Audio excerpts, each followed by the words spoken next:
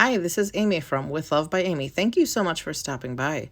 Today we are going to make this really cool shaker card we are using the Pop Out Rainbow Stamps and Die from Pink Fresh Studios, and we are going to make a shaker card with this die. All right, so here is my first attempt. This card is this video is going to include my card surgery and my snafus.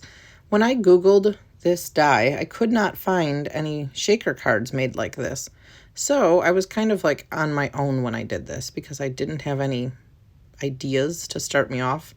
So here's my first attempt.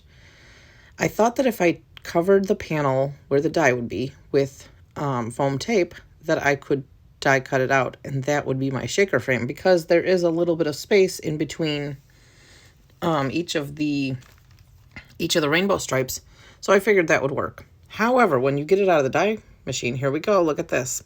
Yeah, it didn't cut all the way. So then I realized it's because it's a solid, like a panel die. So the die cut machine wasn't going to go through the foam. So my second thought is, here, I'm going to make a whole bunch of different colors of the rainbow out of panels of cardstock, and I'm going to take a bunch of time and die cut them all out. I do tape the die in place to make sure it doesn't slip off of the cardstock panel when I run it through the die cut machine. And yes, look at this big mess I had when I was done. The die did wonderfully. It cut cleanly every time. I think there was only one die that maybe I didn't have the metal shim lined up properly when I ran it through, so that I had to cut one little spot out with my scissors. But other than that, the die worked beautifully. I love it. I am like on a rainbow kick lately. I did also cut a white one. I'll show you guys what I'm going to do with the white one when I'm done. And this card, I didn't really think it through very well when I was doing it, because in hindsight, there were lots of things I would have done differently. Yes, I cleaned up my scraps before I continued, and I put them all in a little plastic bag thing to keep them. All right, so I knew that I didn't want to do the entire rainbow on my card. I just wanted like a 4-section rainbow, so I cut all the panels down, and I'm going to save you the boredom of watching me trim all these panels down to the same size. And yes, if you catch me here, I'm like counting to make sure I don't mess up any of these panels, because it took me a very long time to get to where I'm at, obviously, because, attempt 1 didn't work with the foam. So yeah, this was a very, very long card to make, probably because I had to do trial and error to see what would work with the die to make it a shaker panel. But, crafting, that's what happens in the crafting world. I'm trying to keep some of the boo-boos in my cards, in my videos, so that you guys can see how I correct them when they happen, because let's be honest, being able to correct the mistakes that you make is more important than not making these mistakes, at least in my opinion. Because if you can figure out a solution to the issue that you have created, and you can still come out with a salvageable card, that is better than being like awesome at it from the get-go, in my opinion. So we're going to glue all these together, and I'm going to not bother you with watching all that either, because it takes me a really long time to glue these together. One thing I will say is I have these reverse tweezers, and I magnet them down to, like, I put the rainbow in the reverse tweezers, and then I stick it to the top of one of the magnets on the Make Art station, and it holds it super well, and then it's like not on my work surface.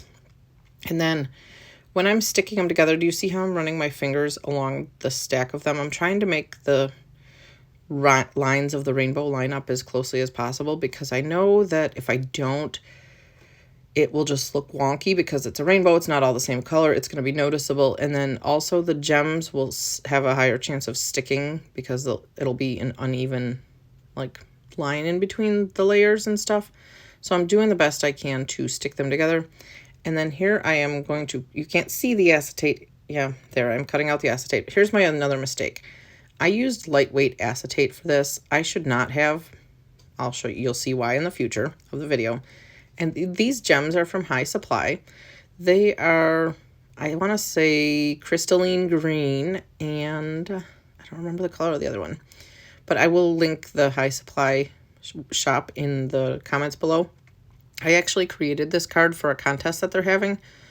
I believe they changed the date of the contest ending. I believe it ends the 14th now. But I'm going to post this video and enter it into their contest because I love a good contest. And this card was a lot of fun to make, even if it took one other forever. thing that I did do to try to keep the gems from being able to stick in between the little lines was I did take my anti-static powder tool and run it in on the inside of the rainbow because I wasn't sure if glue had escaped. Now, in hindsight, yet again, if I would have thought about this a little more thoroughly, I probably would have put double-sided adhesive on the back of my card panels before I die cut them into those rainbow shapes, because I feel like that would have done a much better job of making sure there was not like overflowing adhesive in my rainbow. So, note to self, if I ever do this again, double-sided adhesive on the back of the card panels before I die cut them. But yeah, so I do try, you know, these gems are made so that they have a flat side and then a dimensional side. I did try to make it so that the flat side was down when I put them into the shaker, and that took me a very long time. However, in the thought of time, I did not show you all of my filling up of the gems, but here's the acetate layer I'm gluing on there, and I like that. However, like I said, I didn't really think this card through other than I wanted to make this cool rainbow. Yeah, the card looks really boring right now. So I've decided that I want to see how my Olo markers and my one yellow Copic marker will color on acetate. And so now that I've attached the acetate, obviously, I'm going to color rainbow colors onto the acetate. I didn't have a green that ended up looking good on the acetate with the Olos. For some reason, the green just looked really see-through. So I picked a Sharpie. Yes, I have a large collection of Sharpies that I used on cards before I got any other markers. And so I'm going to do red, and then I'm going to do yellow, trying to keep it in the, rainbow order, and blue from Olo.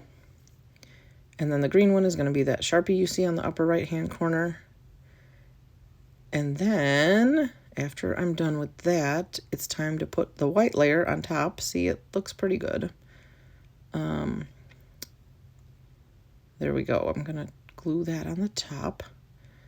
And I'm going to put a sentiment on there from the Waffle Flower Rainbows combo. We're going to use Live Life Colorfully.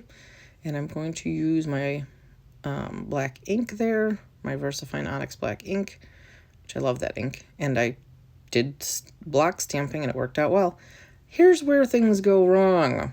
I decide that I should try to heat emboss some little gold background on there from the, what is it called? Itty Bitty Backgrounds or something like that. It's from, oh yeah, Itty Bitty Backgrounds from Stampin' Up. It's an old set. I know I've seen other companies have something similar. I embossed it on there. Yeah, look what I did. After I took these pictures, which were supposed to be my end pictures, see, look at that. It's all melted and stuff when I embossed it. Not a fan. So here's where the card surgery starts. Yeah, look at that. Not a fan at all. So here comes card surgery. I'm taking my craft knife and I'm going to cut out all the layers of the acetate from the rainbow. Yeah, it makes me really sad to do this, but I wasn't happy with the card. I knew I wouldn't have been confident posting this video or the photos of the card when it looked like that. So here we go, adding more time to my creation. But it is what it is. At least you can see that I fixed my issues, and I did do this layer differently. Once I cut these pieces out, I did do it differently. And I will also spare you the boredom of watching me cut every single section out. I didn't know of any other way I could really do it, but that's what I did. It worked out pretty well. So I die cut another white section, and I cut that out. And then here's where I do things differently. Number one, I use some Simon Says Stamp heat-resistant heavyweight acetate for this. And after I cut the acetate out, which you're going to see this acetate right here, this is what I use. Heat-resistant, yeah. I'm going to draw a line to cut it out. And then I'm going to draw the marker color on the back of it. So it's not going to be on the front of the card. So you won't be able to touch the marker. It's going to be behind the front of the card. and behind that panel there.